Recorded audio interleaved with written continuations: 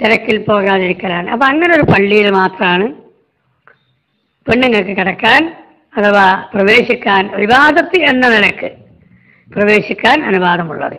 അതുപോലെ ഹബീബ് മുഹമ്മദ് റസൂലുള്ളാഹി സ്വല്ലല്ലാഹു അലൈഹി വസല്ലമ തങ്ങളുടെ മഖ്ബറയാകുന്ന പരിശുദ്ധമായിരിക്കുന്ന റൗള ശരീഫിന്റെ അടുക്കൽ സിയാറത്തിന് വേണ്ടി പെണ്ണുങ്ങൾക്ക് അനുവാദമുണ്ട്. സിയാറത്തിന് വേണ്ടി, അതാണല്ലോ മദീനത്ത് ഹജ്ജിന് പോയവർക്കും അല്ലാതെ പോയവർക്കും ഒക്കെ അറിയാം. മദീനത്ത് പെണ്ണുങ്ങളെ സിയാറത്തിന് വിടുന്നത് അവിടെ നിസ്കാരം കഴിഞ്ഞതിന് ശേഷമാണ്. ഏത് സമയത്തും രാവിലെ സുബഹി നിസ്കാരം കഴിഞ്ഞതിന് ശേഷം, ഉച്ചക്ക് ളുഹ്ർ നിസ്കാരം കഴിഞ്ഞതിന് ശേഷം, രാത്രി ഇശാ നിസ്കാരം കഴിഞ്ഞതിന് ശേഷം. അപ്പോൾ നിങ്ങൾ ജമാഅത്തിന് വരേണ്ടതില്ല, നിങ്ങളിവിടെ സിയാറത്തിന് വന്നാൽ മതി എന്നാണ് അവിടുത്തെ ഡിപ്പാർട്ട്മെന്റ് പറയുന്നത്. അപ്പം അങ്ങനെ പെണ്ണുങ്ങൾക്ക് ആവശ്യമില്ലാതെ പള്ളിയിൽ പോകാൻ പാടില്ല. അപ്പോൾ നിസ്കരിക്കാൻ വേണ്ടി സൗകര്യം ചെയ്തു കൊടുത്ത് ഉണ്ടാക്കിയ പള്ളി അത് പള്ളിയായി പരിഗണിക്കുകയില്ല. അങ്ങനത്തെ പള്ളികൾ ഇവിടെ വന്നു. എപ്പോഴാണ് വന്നത്? 924 ശേഷം ഒരു 90 കൊല്ലം മുമ്പേ വന്നിട്ടുള്ളൂ അല്ലേ? 90 കൊല്ലമായി. അതിന് ശരിക്കായിട്ട് ഒരു 10-50 കൊല്ലം ആയിട്ടുള്ളൂ. അതുവരെയൊക്കെ ഇങ്ങനെ നമ്മളെ പള്ളി തന്നെ തട്ടിയെടുത്തത് പിടിച്ചെടുത്തൊക്കെയായിരുന്നു. അവരിങ്ങനെ ശരിക്കും പള്ളിയെടുക്കാന്ന് പറഞ്ഞാൽ 45, 40, 50 കൊല്ലത്തിനിടയിലേ ആയിട്ടുള്ളൂ. അങ്ങനത്തെ പള്ളി വന്നപ്പോൾ പണ്ട് എൻ്റെയൊക്കെ കുട്ടിക്കാലത്ത് ഒരു 60 കൊല്ലം മുമ്പ് ഒരു കടയിൽ ചെന്ന്, തുണിഷാപ്പിൽ ചെന്ന് ഒരു ബനിയൻ വേണം എന്ന് പറഞ്ഞാൽ അവർ ബനിയൻ എടുത്തു തരും. അന്നുള്ള ബനിയൻ കയ്യുള്ള അല്ലേ, സാധാരണ ബനിയാണ് കയ്യുള്ള ബനിയൻ. അപ്പോൾ ആ ബനിയൻ എടുത്തു തരും, നമുക്ക് പാകത്ത് നമ്മളെടുത്ത് പോരും.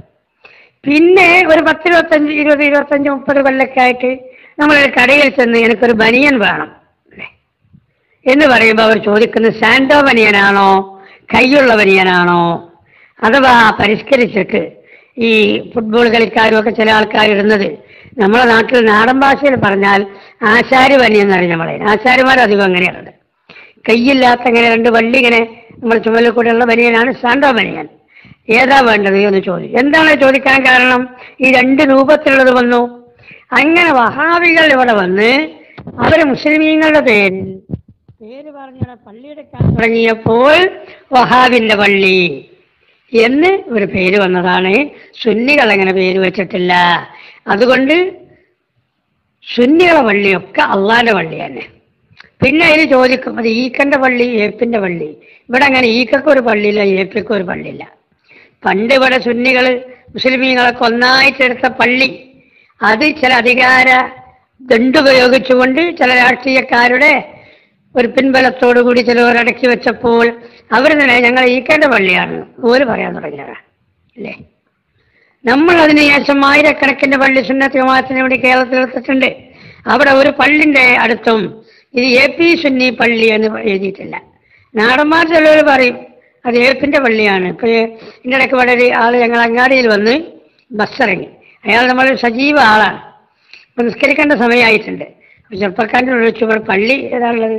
നമ്മളവിടെ വഹാബിക്കും പേരിനൊരു പള്ളിയുണ്ട്, കുറച്ച് അപ്പുറത്ത് ചേളാരിക്കാര പള്ളിയുണ്ട്, അഥവാ നമ്മളെല്ലാവരും കൂടി എടുത്തിട്ട് ഒരിടയ്ക്ക് ഭരിച്ചു കൊടുക്കുന്ന പള്ളി.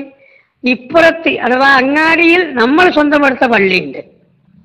അപ്പോൾ ചോദിച്ചപ്പോൾ അവിടെ പെട്ടിക്കട നടത്തുന്ന ഒരു ഹിന്ദു സഹോദരൻ ഓരോടാ ചോദിക്കുന്നത്. അപ്പോൾ വിശദമായിട്ട് തന്നെ പറഞ്ഞു കൊടുത്തു. ഇവിടെ ഏപ്പിന്റെ പള്ളി ഉണ്ടെങ്കിൽ പറയുന്നുണ്ട്, മുജാഹിദിന്റെ പള്ളി കുറച്ച് അങ്ങോട്ടുണ്ട്, മറ്റോല പള്ളി കുറച്ച് അപ്പുറത്തോട്. ചേളാരി ഒന്നും പറഞ്ഞില്ല, മറ്റോല പള്ളി എന്ന് പറഞ്ഞാൽ ചേളാരി പള്ളി എന്ന അർത്ഥം. അങ്ങനെ ജനങ്ങൾ പേര് വെച്ചു എന്നല്ലാതെ പള്ളിക്കാരും പേര് വെച്ചിട്ടില്ല. അത് അള്ളാഹുവിന്റെ പള്ളിയാണ്. ആ പള്ളി എന്ന നിലക്ക് തന്നെ അതിനെ നാം ആദരിക്കുക, ബഹുമാനിക്കുക. പള്ളിയിൽ ഗ്രൂപ്പില്ല, പള്ളിയിൽ സിലബസ് ഇല്ല. സുന്നികളെ പള്ളിയൊക്കെ സുന്നികൾ തന്നെ. സുന്നി ആചാരം നടത്തുകയും വേണം. ജുമാന്റെ മുമ്പ് പ്രസംഗിക്കുന്ന പള്ളിയാണെങ്കിൽ അത് സുന്നിന്റെ പള്ളി എന്ന് പറഞ്ഞുകൂടാ. ജുമാന്റെ മുമ്പ് സ്ഥിരമായി പ്രസംഗിക്കുന്ന പള്ളി ഉണ്ടല്ലോ, അതൊരു സുന്നിന്റെ പള്ളി നമുക്ക് പറഞ്ഞുകൂടെ ശരിക്ക് അല്ലേ. അപ്പൊ അവരതിനനുസരിച്ചുള്ള കാര്യങ്ങളൊക്കെ ബാക്കിയും ചെയ്യാം. അതുകൊണ്ട് ആ പള്ളിക്കെന്തിനാ പേര് വെച്ച് എന്ന് ഇവിടെ ഇങ്ങനെ ഒരു പ്രശ്നം സൃഷ്ടിക്കുന്ന ചെറുപ്പക്കാരനോടും ആ വഹാബിയാണെന്ന് തോന്നുന്നു. അള്ളാഹു ആലം. അവന് സംസാരം കിട്ട അങ്ങനെ തോന്നിയതാ. അള്ളാഹു ആ വഹാബിയത്തൊക്കെ മനസ്സിൽ നീക്കി സുന്നത്ത് ജമാഅത്തിലടി കുറച്ച് പ്രവർത്തിച്ച് ജീവിച്ച് മരിക്കാൻ ആ സഹോദരൻ എല്ലാവർക്കും അള്ളാഹു തൗഫീഖ് നൽകുമാറാകട്ടെ. നമുക്ക് ദുആ ചെയ്യാം അല്ലേ. അതുകൊണ്ട് അങ്ങനെയുള്ള സംശയം ഇനി മറ്റാർക്കെങ്കിലും ഉണ്ടെങ്കിൽ അവർക്ക് കൂടി ഈ മറുപടി പറഞ്ഞുകൊണ്ട് ഞാനത് അവസാനിപ്പിക്കുന്നു. ഇനി ബഹുമാനപ്പെട്ട AP ഉസ്താദ് അവர்கள் ഇങ്ങനെ വഹാബികളും മൗദൂദികളും മുർത്തദികളും കൂടെ കൂടി എന്നിട്ടിങ്ങനെ വഹാബികൾക്കെതിരെ പറയുന്നു. ഇതിലെന്താ അർത്ഥമുള്ളത്? ഞാൻ ടീസിന്റെ ക്ലാസ് നിന്ന് കേട്ടു. TC മാത്രമാണ് ഈ സമസ്ത വിശദീകരിക്കാനുള്ളത്. അയാൾ എന്ത് വിശദീകരണം എന്നൊക്കെ എന്നെ ആക്ഷേപിക്കുന്നത് കേട്ടു. ഞാൻ മാത്രമൊന്നുമല്ല, പലർക്കും ഉണ്ട്. പക്ഷേ ഉള്ളതുപോലെ പറയണം. ഞാൻ ഈ പറയുന്ന വിശദീകരണങ്ങൾ ഇന്നത് ശരിയല്ല എന്ന് പറയാൻ ഒരു ഉമ്മക്ക് ജനിച്ച തന്റേടമുള്ള ഒരാൺകുട്ടി മറുഭാഗത്ത്, അഥവാ നമ്മൾ ഈ പറയുന്നതിന്റെ മറുഭാഗത്ത്, അവർ വഹാബിയാകട്ടെ, മൗദൂദിയാകട്ടെ, ചേളാരിയാവട്ടെ, കാദ്യാനിയാവട്ടെ, ചേകനൂരാവട്ടെ, ആരായിരുന്നാലും ശരി, ഞാൻ അവരോട് പറയുന്നു, ഞാൻ ഈ ക്ലാസ്സുകളിൽ ഇത്രയും കാര്യങ്ങൾ മണിക്കൂർ കണക്കെ സംസാരിച്ചതിൽ ഇന്ന ഒരു പോയിന്റ് നിങ്ങളെ പറഞ്ഞത് ശരിയല്ല, നിങ്ങൾ ആ സംസ്കൃതയെ കുറിച്ച് പറഞ്ഞത് ശരിയല്ല, അതല്ലെങ്കിൽ ആ സമസ്തയുടെ പുനഃസംഘടനയെ കുറിച്ച് പറഞ്ഞത് ശരിയല്ല, അല്ലെ, കാന്തപുരത്തിനെ പുറത്താക്കിയതാണ്, അവരിറങ്ങിപ്പോകുന്നതല്ല എന്ന് തെളിയിക്കാൻ ഒരു ഉമ്മ പെറ്റ തന്റേടമുള്ള ഒരാണ്, അത് മൂലയരാവട്ടെ, അപ്പുറത്തുള്ള അല്ലാത്തവരാകട്ടെ, ആരാണെങ്കിലും ഉണ്ടെങ്കിൽ അവർ ധൈര്യസമേതം എൻ്റെ മുന്നിൽ വരണമെന്ന് ആവശ്യപ്പെട്ടുകൊണ്ട് ബഹുമാനപ്പെട്ട AP ഉസ്താദ് അവர்கள் ഏത് വഹാബിനൊപ്പം കൂടി എന്താണ് വിഷയം, അത് ഏകദേശം 38 കൊല്ലം മുമ്പുള്ളതാണ്. ഇൻഷാ അള്ളാഹ് KMIC ക്ലാസ് റൂമിലൂടെയും മറ്റുമൊക്കെ പലവരും നമ്മൾ പറഞ്ഞിട്ടുണ്ട്.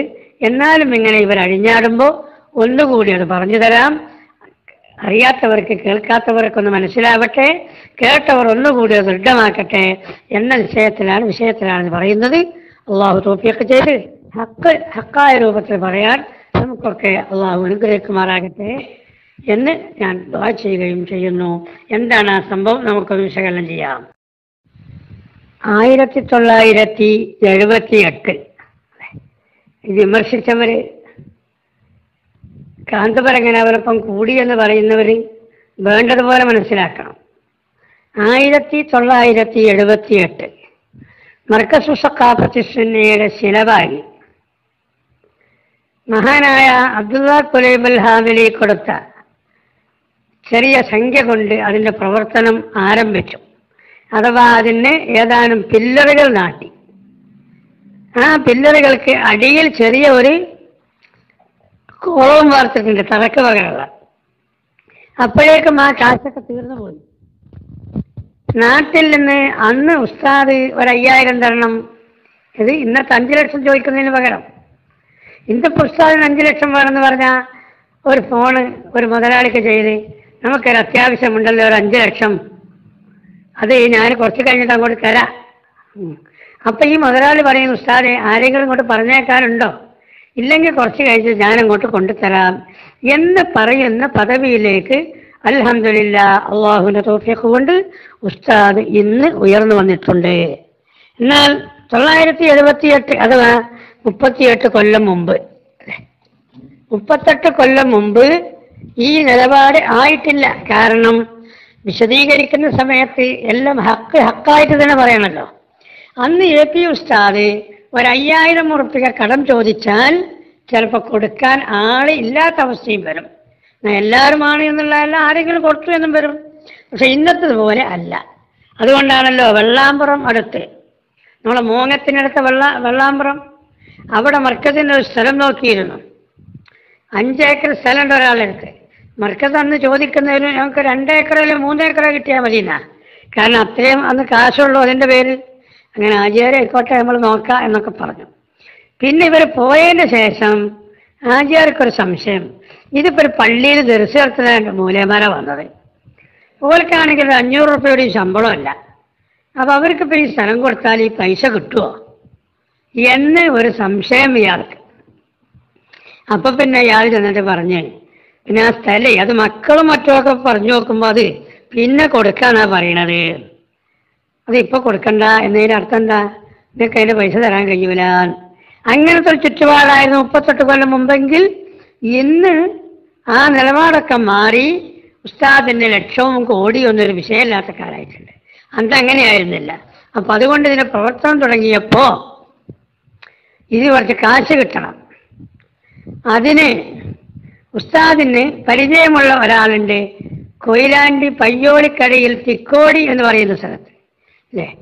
കൊയിലാണ്ടിയിൽ നിന്ന് പയ്യോളിയിലേക്ക് പോകുമ്പോൾ നന്ദി ബസാറ് കഴിഞ്ഞാൽ അടുത്ത സ്റ്റോപ്പാണ് തിക്കോടി. തിക്കോടിയിൽ നിന്നും കോടിക്കൽ എന്ന് പറയുന്ന കടപ്പുറം ആ ഭാഗത്താണ്. കോടിക്കൽ ഇതൊക്കെ ആ ഭാഗത്തുള്ളവർക്ക് അറിയാം ഈ സ്ഥലങ്ങളൊക്കെ. അവിടെയുള്ള ഉസ്താദിന്റെ ഒരു ലോകക്കാരനോട് ഈ കാര്യം ഉസ്താദ് പങ്കുവച്ചു. അപ്പൊ അദ്ദേഹം അന്ന് ഖത്തറിൽ ഒരു ചെറിയ ബിസിനസ് നടത്തുന്ന ആളാണ്. അപ്പൊ അവർ പറഞ്ഞു, ഉസ്താദെ ഞങ്ങൾ വിസിറ്റ് വിസയ്ക്ക് നിങ്ങളൊന്ന് ഖത്തറിലേക്ക് വരും. എന്നാ ആയിക്കോട്ടെ ഉസ്താദ് പോകാമെന്ന് തീരുമാനിച്ചു. ഞങ്ങൾ കുറെ വിശദമായിട്ട് പറയല്ല, പെട്ടെന്ന് പറഞ്ഞു തീർക്കുകയാണ്. അങ്ങനെ ഉസ്താദിന് അദ്ദേഹം വിസിറ്റ് വിസ കൊടുത്തു. ഉസ്താദ് ഖത്തറിൽ പോയി. ഖത്തറിൽ ചെന്നപ്പോൾ അന്നത്തെ ഖത്തറിന്റെ അവസ്ഥ എന്താ അറിയോ? ജമാഅത്തെ ഇസ്ലാമിയുടെ പിടിയിലൊതുങ്ങിയ ഖത്തറാണെന്ന്. അവർ അവിടുന്ന് ഇവിടുന്നൊക്കെ 2 ഇംഗ്ലീഷൊക്കെ പഠിച്ച് അവിടെ ചെന്ന് എയർപോർട്ടിൽ ഇറങ്ങുന്ന എമിഗ്രേഷനിൽ പോലും അന്ന് മലയാളികളാകുന്ന കുറ്റ്യാടി ഭാഗത്തുള്ള ജമാഅത്തെ ഇസ്ലാമിക്കാർ ജോലി ചെയ്യുന്നുണ്ട് അല്ലേ. നമ്മളെ സിറാജുൽ കുറിച്ച് നമുക്കൊന്ന് പറയാനുണ്ട്. അതൊരു ദിവസം തന്നെ അതിന് വേണം. അപ്പൊ ഞാൻ ആ കാര്യം പറയും. കുറ്റ്യാടി ജമാഅത്തെ ഇസ്ലാമിയുടെ പിടിയിലായിരുന്നു. അവര് ദീനിന്റെ കാര്യമൊന്നും പഠിച്ചിട്ടില്ലെങ്കിലും കുറച്ച് ഭൗതിക വിദ്യാഭ്യാസം നേടി അവരൊക്കെ എങ്ങനെയോ ഖത്തറിലെത്തിയിട്ടുണ്ട്.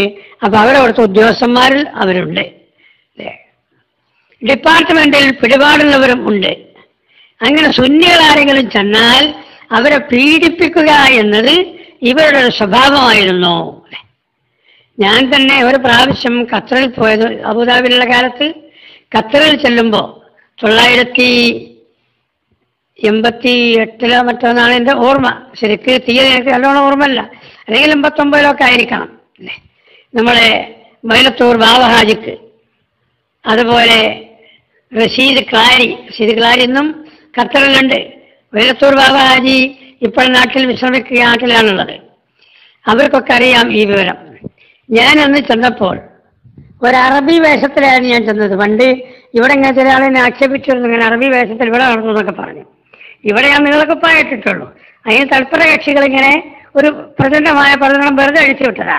അവിടെ ഞാൻ കരുതി കൂട്ടി അറബികൾ അതേ വേഷം തന്നെ, ഇങ്ങനെ കന്തൂറയിട്ട് തട്ടങ്ങനെ അവരിടുന്നത് പോലെ ഇട്ട് ചുവന്ന തട്ടായിരുന്നു. എന്നിട്ട് ആ ബട്ട് തലയിൽ വെച്ച് ഒരു ഭാഗം തലയിലേക്ക് മടക്കിയിട്ട് അത്യാവശ്യം ഞാൻ കാണാൻ തടിയും മണ്ണൊക്കെ ഉള്ളതിന്റെ പേരിൽ ഒറ്റ നോട്ടത്തിൽ അറബിയാണെന്ന് തോന്നും. എന്തിനാണ് അങ്ങനെ ചെയ്തത്? ഈ മുത്തദീകൾ ഷെറിൽ നിന്ന് രക്ഷപ്പെടാൻ വേണ്ടിയിട്ടാ. മർക്കസിന്റെ കോംപ്ലക്സിന്റെ ഒക്കെ പണി നടക്കാൻ മർക്കസിനുള്ള ബുദ്ധിമുട്ടുള്ള സമയത്ത് AP ഉസ്താദിന്റെ നിർദ്ദേശപ്രകാരം നിങ്ങളൊരു 10-25 ദിവസം ഒന്ന് ഖത്തറിൽ പോയി വരും എന്ന് പറഞ്ഞ് പോയിട്ട് അൽഹംദുലില്ലാ അവിടെയുള്ള ആളുകളൊക്കെ അന്ന് സഹകരിച്ച് നല്ല വിജയമതാവുകയും ചെയ്തിട്ടുണ്ട്. അപ്പൊ അന്ന് പോലും ഖത്തറിന്റെ അവസ്ഥ അങ്ങനെ അവർ ഇടങ്ങാറാക്കും. ഞാൻ പോരാൻ നേരത്താണ് എൻ്റെ അവർക്ക് പിടുത്തം കിട്ടിയത്. അപ്പോഴേക്കും നമ്മൾ പോരാനുമായിരുന്നു, അല്ലെങ്കിൽ ഒലന്തുകളൊക്കെ ഇടങ്ങാറാക്കുമായിരുന്നു. പക്ഷേ അസ്ഹാബുൽ ബദരീങ്ങളുടെ ഹക്ക് കൊണ്ട്, മഹാന്മാരായിരിക്കുന്ന നമ്മളെ നേതാക്കന്മാരുടെയും ആലിമീങ്ങളുടെ ഹക്ക് കൊണ്ട് ഒരു ബുദ്ധിമുട്ടും എനിക്ക് നേരിടേണ്ടി വന്നില്ല. തന്ത്രപരമായി ഞാൻ നീങ്ങിയതിൻ്റെ പേരിൽ. അപ്പൊ AP ഉസ്താദ് ഖത്തറിൽ പോയി. ഖത്തറിൽ ചെന്ന് നമ്മൾ സുന്നികളായിരിക്കുന്ന ആളുകളെയൊക്കെ കണ്ട് അവർ കഴിവിൻ്റെ പരമാവധിയൊക്കെ ഉസ്താദിന് സഹകരിച്ചു കൊടുത്തു.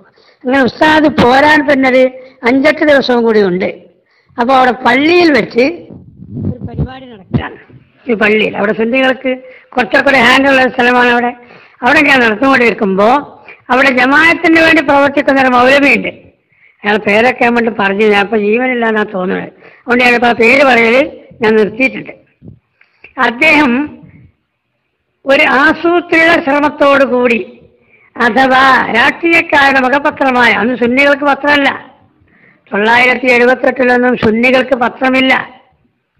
അന്ന് മുസ്ലിമീങ്ങളുടെ പേരിൽ ഒരു ഹിന്ദു സ്ത്രീയുടെ പേര് വെച്ച് പുറത്തിറങ്ങുന്ന മുസ്ലിമീങ്ങൾ നടത്തുന്ന പത്രമേ ഉള്ളൂ മുസ്ലിമീങ്ങൾക്ക്.